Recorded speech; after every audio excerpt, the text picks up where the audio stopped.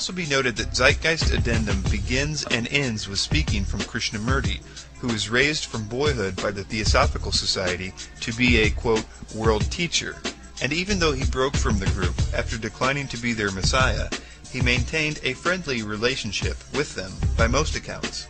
This is not unlike others within the, quote, truth movement, such as Michael Tsarion, who openly admits he was, from an early age, taught by Theosophists, if not raised by them. His connections to the group are quite interesting. The peculiar affinity with the occult is nothing out of the ordinary with Zeitgeist. Part 1 of the initial Zeitgeist film was partially based on the work of a man that loved Theosophy so much that he apparently named himself Jordan Maxwell after Helena Blavatsky's Jordanus Maximus. Helena Blavatsky was the founder of the Theosophical Society. Before discounting the political power of Theosophy and its desire to infiltrate the truth seekers, you need to understand its concept of seed groups. These groups were sent forth to work in stealth, so as to be nurtured without competition from those that would see them for what they truly are. When one wonders how or why anyone offering truth about the occult could in fact be part of the New World Order, they need look no further than Alice Bailey. One of the most specific goals of the Theosophist, as dictated by the externalization of the hierarchy, is the following: the education of the advanced thinkers, of the aspirants and world disciples in applied knowledge, expressed wisdom, and occult understanding. This group synthesizes all that is available in the other two groups, and thus forms the nucleus of the Kingdom of God, of the Fifth Kingdom, which is so rapidly coming into being. According to Theosophy, starting with its founder Blavatsky, God in the Kingdom of God is really Lucifer. This is Luciferian theology, not Christian doctrine. This is what Madame Blavatsky wrote in her book, The Secret Doctrine. The devil is now called darkness by the Church, whereas in the Bible he is called Son of God, the bright star of the early morning, Lucifer.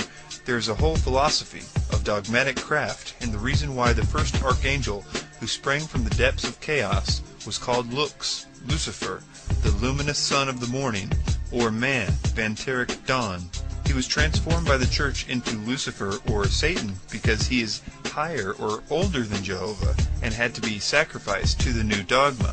It should be noted that a critical thinker can't help but to agree with many of the practical points and issues raised in Zeitgeist Addendum. It is, however, so very important to be cautious about who we as truth seekers run to while trying to seek understanding in these confusing times. The key to understanding why the New World Order has chosen to expose itself lies in Bailey's externalization of the hierarchy.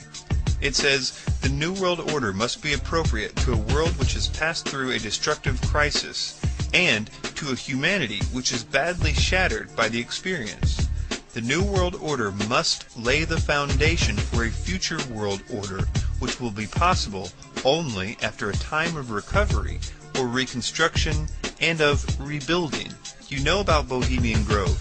You know the signs and symbols that prove the elitists are working towards a new world order and are part of a Luciferian death cult.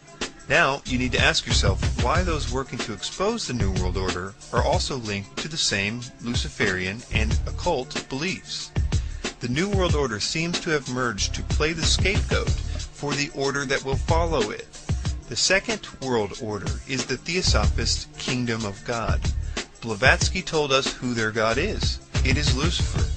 And how better a way to have a Luciferian Antichrist arrive on the scene, to be taken seriously by all as he crushes the New World Order, seemingly rescuing all of humanity from the clutches of its tyrannical, all-seeing eye.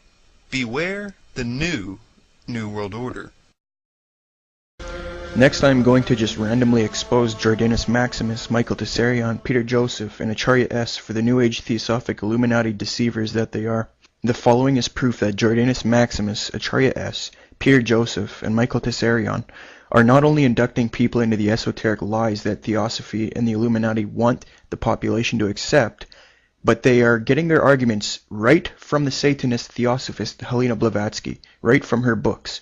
This proves they are aware that they are externalizing theosophy to the public.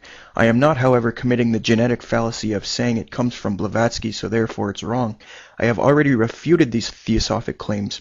What I am saying, however, is that by externalizing Blavatsky's view, these people are doing what the elite want them to do, and that is inducting the population into theosophy and the New Age step by step.